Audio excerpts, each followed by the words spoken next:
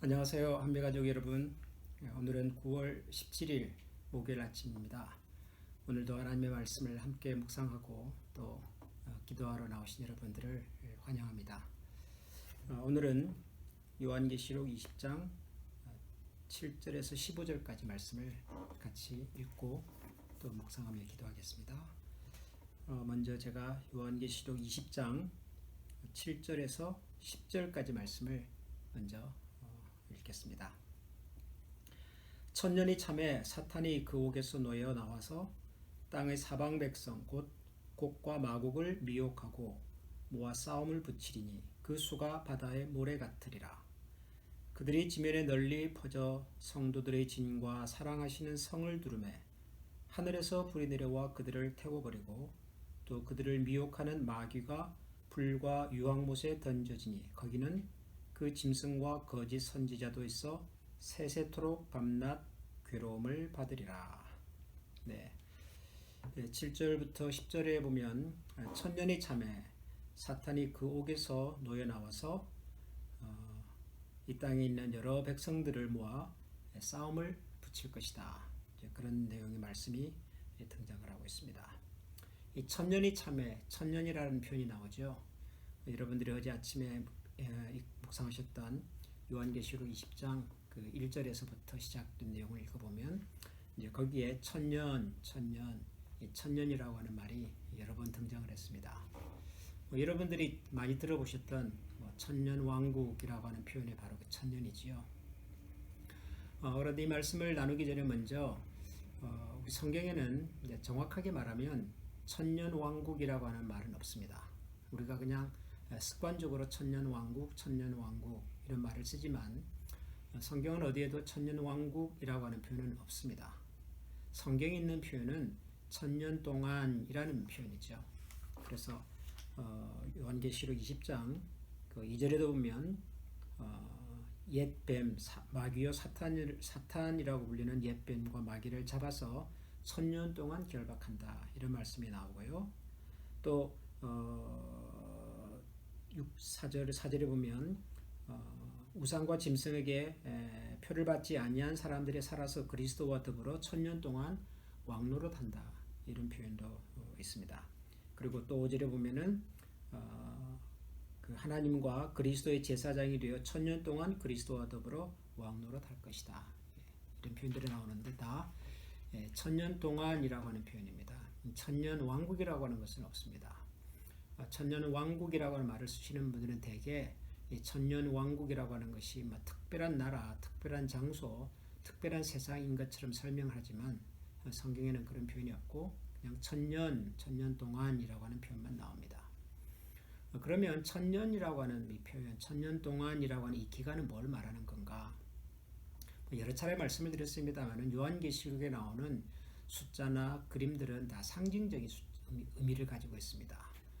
또 다르게 표현하면은 문학적인 표현이다 그렇게 보시면 되죠. 어떤 숫자도 그렇습니다. 그래서 이 기간을 말 그대로 1년부터 1000까지의 천년 그렇게 해석하는 것은 일단은 경계하셔야 합니다. 천년이라고 하는 단위는 그저 완성된 어떤 기간, 모든 것이 충만하게 이루어진 그런 상태, 그런 것을 표현하는 문학적 개념이죠. 천년이라고 하는 것은. 천년 동안 두 가지가 있습니다. 하나는 그리스도께서 왕으로 통치하시는 기간입니다. 그래서 하나님과 그리스도가 천년 동안 다스린다, 통치한다 라고 하는 표현이 나오죠. 또 다른 하나는 그 천년 동안 사탄이 결박이 되어서 더 이상 그리스도인들을 혹은 하나님의 백성들을 해치지 못한다 라고 하는 것입니다. 그것을 결박당했다, 무저갱에 갇혔다 그런 식으로 표현을 하는 거죠. 그러니까 천년이라고 하는 기간은 쉽게 말하면 예수님께서 왕으로 다스리기 시작한 기간을 말하는 것이고 예수님의 다스림과 더불어서 사탄의 통치가 제한받기 시작한 기간을 말하는 것입니다.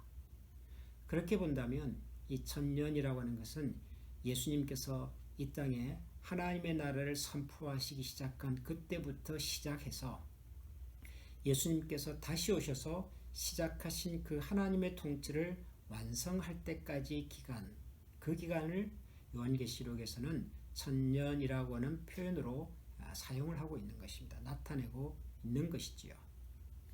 그 천년이 찼습니다.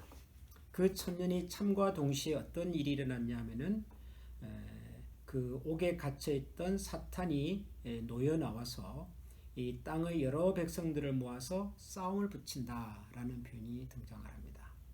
근데 여기서 핵심은 싸움을 시작한다는 데 있는 것이 아니라 구절을 보면 그들이 지면에 널리 퍼져 성도들의 진과 사랑하시는 성을 두름에 하늘에서 불이 내려와 그들을 태워버리고 또 그들을 미혹하는 마귀가 불과 유황못에 던져지니 거기는 그 짐승과 거짓 선지자도 있어 세세토록 밤낮 괴로움을 받으리라.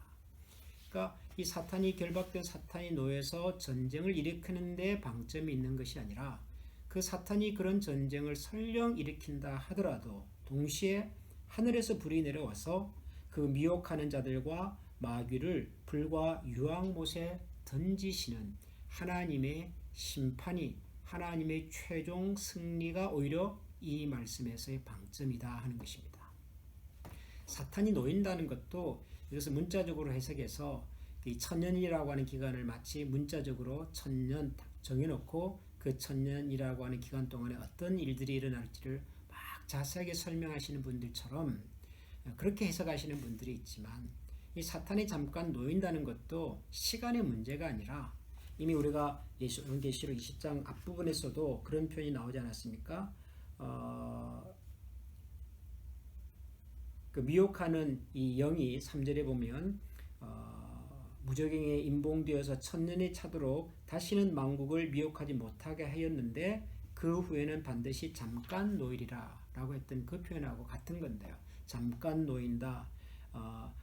천년이 참에 그들이 옥에서 놓여난다 라고 하는 이 모든 것들이 이 핵심이 뭐냐 하면은 그들이 하나님의 나라와 교회에 대항하고 성도들을 향한 핍박을 시도는 하겠으나 그 시도가 미미한 상황에 그치고 말 것이다 라고 하는데 핵심이 있는 것이죠. 마치 창세기 3장 15절에 보면 어떤 의미에서 가장 첫 번째 복음의 메시지라고 말할 수 있는 거기 보면은 사탄은 여자의 후손의 발 뒤꿈치를 상하게 하지만 여자는 뱀의 머리를 상하게 한다라는 표현이 있는데 거기다 보면은 이 뱀이 여자의 후손, 다시 말하면 오실 메시아에게 아주 미미한 정도의 상처, 공격, 어려움을 끼칠 수는 있다는 것입니다. 그러나 반대로 여자의 후손은 그 뱀의 머리를 상하게 하는 거죠. 결정적인 승리를 여자의 후손이 하는 것이죠.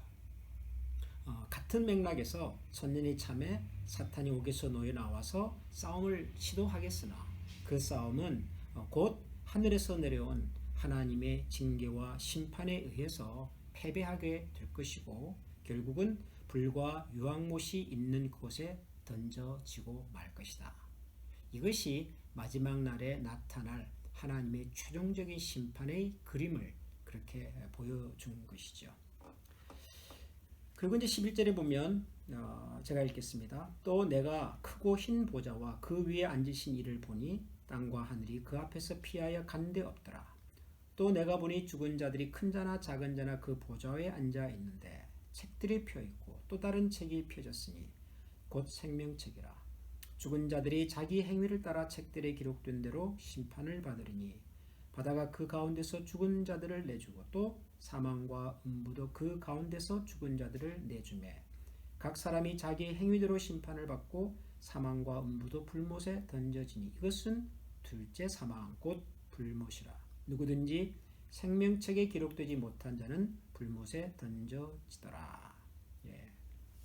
역시 마찬가지로 천년이 참에 천년이라고 하는 하나님의 통치가 이제 무르익었고 완성이 되었을 때 나타나는 또 다른 현상이죠. 첫 번째 현상은 하나님의 교회와 하나님의 백성들을 대적하고 그리고 싸움을 걸고 그들을 해치려고 했던 사탄의 세력이 완전히 무참히 패배당하는 것, 이것이 첫 번째 장면이었다면 두 번째 장면은 이 천년 기간 동안 이제 죽었던 여러 영혼들에 대한 최종적인 하나님의 심판입니다. 우리가 이것을 흔히 백보자 심판 이렇게도 표현을 하지요. 그 이유는 11절에 보면 내가 크고 흰 보좌와 그 위에 앉으신 이를 보니, 이 표현 때문입니다. 크고 빛나는 하얀색 보좌에 앉으신 그분께서 시행하시는 심판, 그래서 백보좌 심판 이렇게 표현을 합니다. 이것도 무슨 실제로 하얀색 의자가 있어서 그 의자에 누군가가 앉아가지고 사람들을 심판하고 재판한다 그런 뜻이 아니라, 보좌라고 하는 것은 적어도 사도 요한이 살던 그 시대에 살았던 사람들에게 있어서의 보좌라고 하는 것은 그것은 황제의 자리를 말하는 것입니다. 제국을 다스리는 가장 강력한 지도자가 있는 곳, 지도자의 통치가 시작되는 곳, 그것이 바로 황제의 보좌죠. 마찬가지로 하나님의 통치가 시작이 될 때, 하나님의 통치가 완성될 때 그 모든 통치의 시작은 바로 하나님이 계시는 곳, 그곳에서부터 시작된다는 것입니다. 그런 의미에서 크고 흰 보좌, 이것은 바로 이 세상 만물을 다스리시는, 통치하시는 바로 하나님이 계신 곳에 대한 문학적 표현이지요. 그곳에 계신 분 앞에 두 가지가 나타납니다. 하나는 세상을 떠난 모든 사람들, 큰 자나 작은 자나 세상을 떠났던 모든 사람들이 그 보좌 앞에 서 있고, 그 다음에 또 두 번째로는 그들 앞에 책들이 펴 있다, 그렇게 설명을 합니다. 책 하나가 아니라 책들이라고 말을 했어요. 복수죠. 책이 있고 또 다른 책이 펴졌으니 곧 생명책이라. 그러니까 다른 책의 이름은 생명책이고, 생명책이 아닌 또 하나의 책은 그냥 책이죠. 근데 중요한 것은 이 두 책의 내용을 가지고 이미 죽은 사람들에 대한 최종적인 심판을 하시겠다는 거죠. 생명책에 이름이 기록된 사람은 어떻게 되겠습니까? 당연히 영원한 구원, 영원한 생명으로 이끌림을 받겠지요. 영원한 생명, 영원한 구원을 얻는다고 하는 것은 두 번째 사망, 다시 말하면 사탄과 어둠의 세력들이 갇혔던 유황불, 불과 유황못에 던져지는 그 두 번째 사망과는 관계가 없는 사람들입니다. 두 번째 사망을 겪지 않아도 되는 사람들입니다. 그들은 영원한 생명, 하나님의 품 안에서 영원토록 왕노릇하며 살게 될 것입니다. 그러나 반대로 또 다른 책들에 기록되어 있는 사람들, 다시 말하면 생명책에 기록되지 못하고 다른 책에 기록되어 있는 그 사람들, 그들은 행위를 따라서 책들에 기록된 대로 심판을 받을 것이다, 그렇게 말씀하십니다. 행위를 따라 심판을 받는다 그러니까 이걸 마치 사람이 뭔가 좋은 일을 하면 구원을 받고 나쁜 일을 하면 또 구원을 받지 못한다, 이런 개념으로 생각하시는 분들이 있지만, 여기서 행위를 따라 심판을 받는다고 하는 말은 생명책에 기록되지 않은 사람들에 대한 표현입니다. 생명책에 이름이 기록된 사람들은 예수 그리스도를 의지하고 그분의 이름을 힘입어서 하나님의 자녀가 된 사람들입니다. 그렇다면 예수 그리스도를 의지하지 않고 예수 그리스도의 이름과 그분의 십자가의 보혈의 공로를 의지하지 않은 사람들을 설명할 때 행위를 따라 그렇게 표현하는 거죠. 결국 예수 그리스도 안에 있지 못한 사람들이라고 하는 얘기겠습니다. 그래서 그들에게는 둘째 사망, 곧 불못이 그들에게 주어질 영원한 운명인 것이죠. 15절에 보면 누구든지 생명책에 기록되지 못한 자는 불못에 던져질 것이다.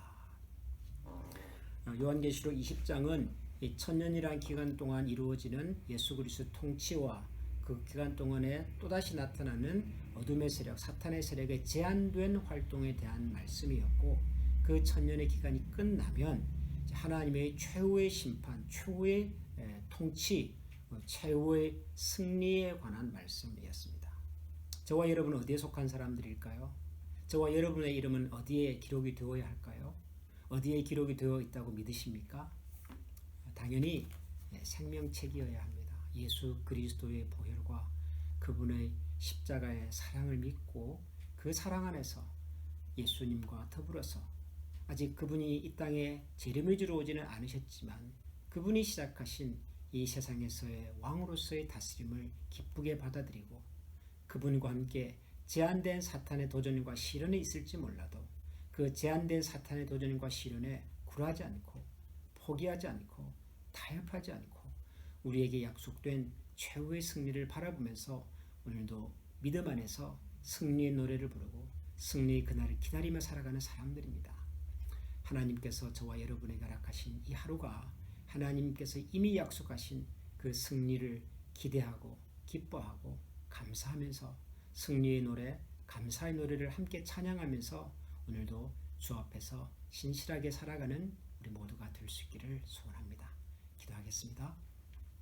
하나님 감사합니다. 주님께서 이 땅에 오셔서 시작하신 하나님의 나라는 지금도 우리 가운데 이루어져 가고 있음을 잘 압니다. 비록 저희들이 연약하고 또 부족하여서 하나님의 말씀과 다스림을 전적으로 받지 못하여 우리의 고집이, 우리의 옛 생각과 성품이, 우리의 옛 습관이 때로는 우리를 좌절하게 만들기도 하지만 여전히 우리의 힘과 능력이 되시는 예수 그리스도를 믿고 바라며 그 안에서 하나님이 주시는 하늘의 승리를 누리며 살아가는 저희 모두가 되게 하여 주시옵소서. 새 하루를 또 시작합니다. 새날을 시작하겠습니다.